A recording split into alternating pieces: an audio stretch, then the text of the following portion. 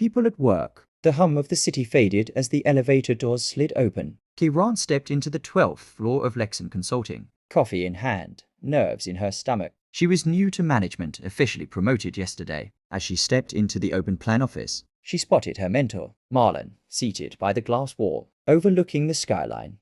Morning, She said, walking over. First day managing the team, huh? Marlon smirked without looking up. Ready to understand people.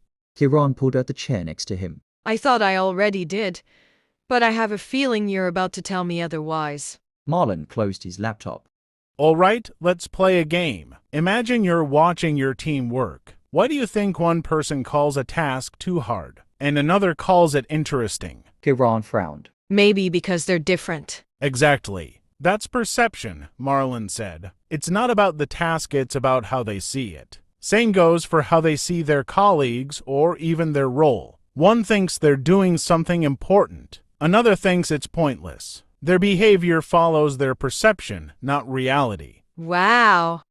Kiran muttered. So even if the job stays the same, their mindset changes everything. He nodded. Now, layer on personality. Some people are bold, some quiet. But it's more than just introvert or extrovert, it's about patterns. The way someone thinks, reacts, relates. That mix determines if they fit a role, if they clash or connect with others. Kiran looked around the room, watching employees at their desks. I can already tell who gets along and who just tolerates each other. Marlon leaned in. That's your manager instinct kicking in. Keep watching. You'll see attitudes at work, too. Like?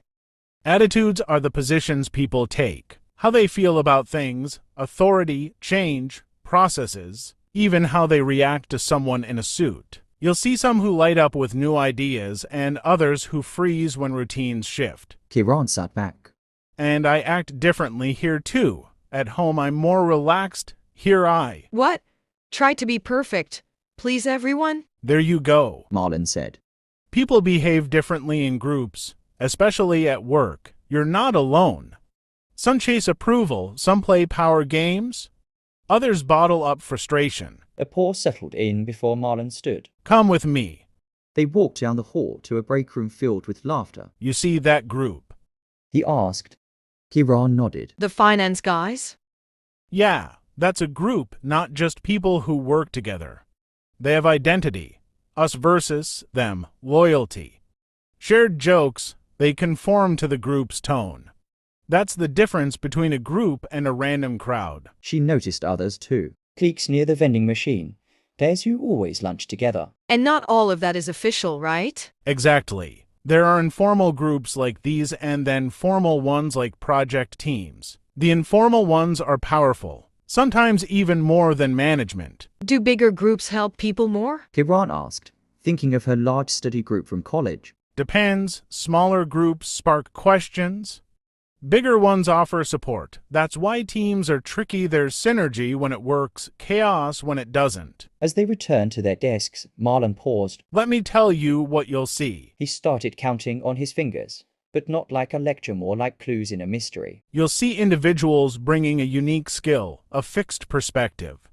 But alone, they can't see all angles or cover every task. They can't always self-reflect. A group, though. They bring diversity of thought, creativity from combined expertise, flexibility covering each other, questioning each other. But groups can also go wrong. Kiran guessed. He smiled. Absolutely. They can distract, dull individual brilliance, or kill accountability. You'll need to know when a person shines alone and when the team lifts them. Kiran exhaled. So, the key to leading is understanding how people perceive, who they are, how they feel, and how they act in a group. He said. It's not about controlling people. It's about understanding what drives them alone and together. Kiran nodded slowly. I've got a lot to learn. Good. Marlon said, heading toward the meeting room. Because now, you're not just managing tasks, you're managing people.